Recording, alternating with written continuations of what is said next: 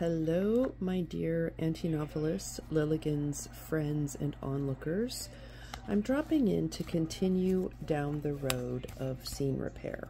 I got a few questions last night, which I'm so grateful for, because I wanted to continue talking about how you take the scene repair exercise and install it over in your Zettelkasten. So, welcome to this episode of Zettelkasten for Fiction, where imagination finds order. Let's talk about how to get this into the cards.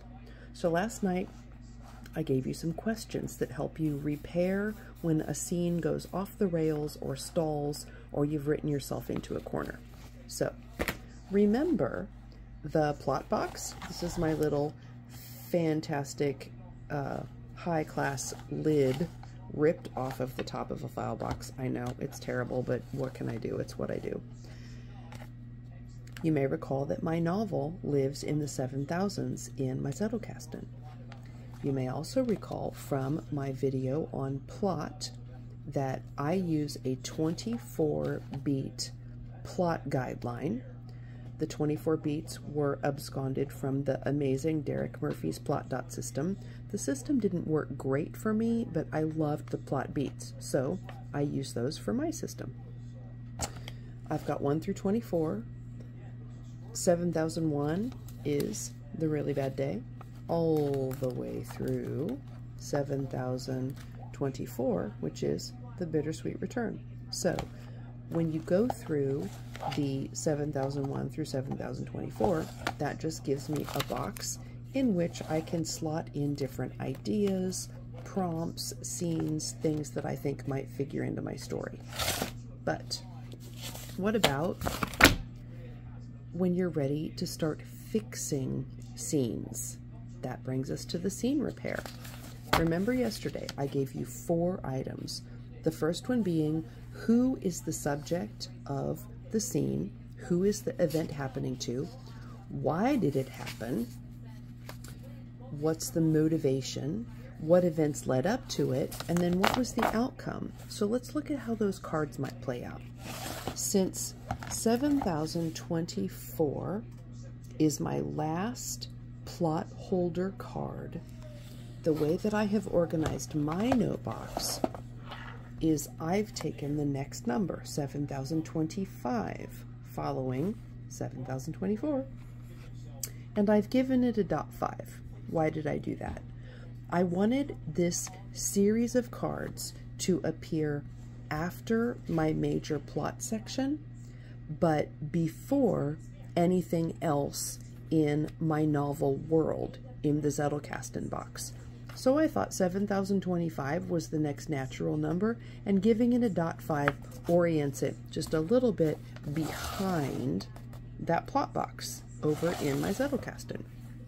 So then I just gave each item a slash number. So 7025.5/1/2/3 and /4. So I could do this as many times as I wanted to. Maybe I would make the next one 7025.6, and it would break down another scene that I was having trouble with. And then maybe the .7 would break down another one, and I would do the same 4 cards for each one. You could literally do this for infinity, breaking down and working through scenes that need attention. So let's look at the /1 card. This is the card that asks, who is the subject of what's going on in the scene? Is it a main character? Is it a side character? Or somebody else?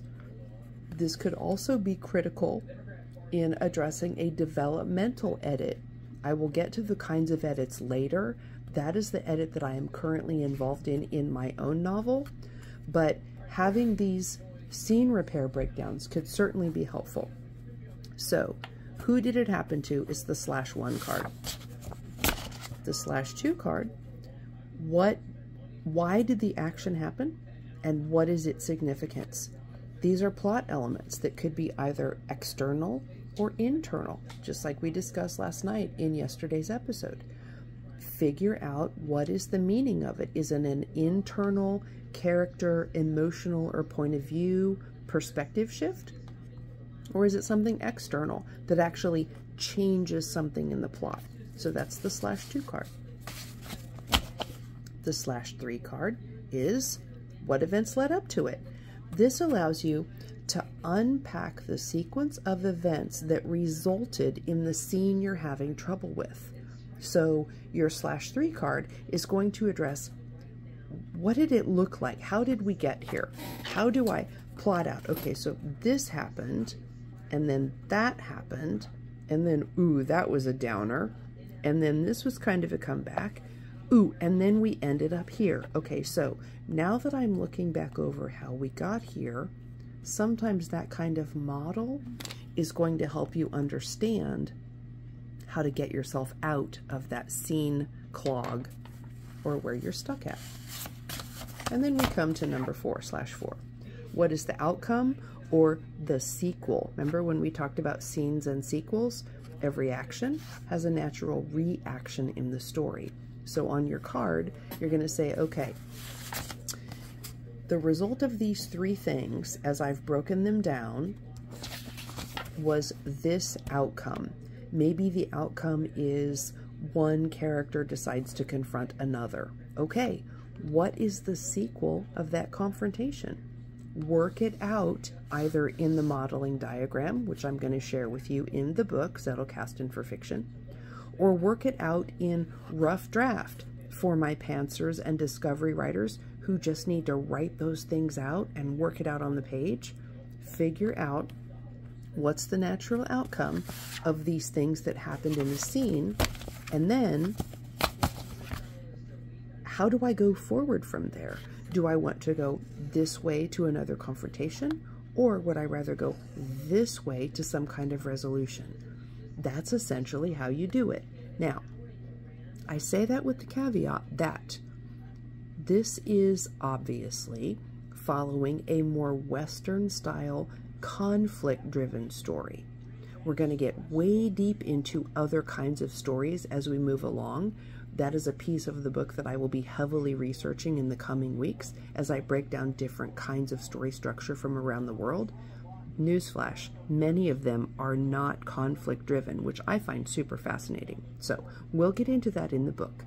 But for this exercise, figure out simply what numbering convention do you want to use in your notebox as you're breaking down scenes that maybe you're stuck on or you're not sure where to go. Lock in that numbering convention, install those cards in your box behind wherever that series of number goes, and then you've got your heading in order to continue working out those scenes and sequels and repairing scenes that might need help. So thank you again for the question. I always appreciate you guys showing up and needling me about things that you want to know more of. I will continue forging ahead on the Zettelkasten for Fiction book, and I will continue answering and sharing answers to your questions as they come in. I'm currently backlogged. I've got 3 questions that I need to break down, so I will likely address those in the coming videos. So that's it for this episode. Thank you again. I appreciate every single subscriber. You guys are literally blowing me away. Thank you so much for joining me. I appreciate you, and I will see you tomorrow.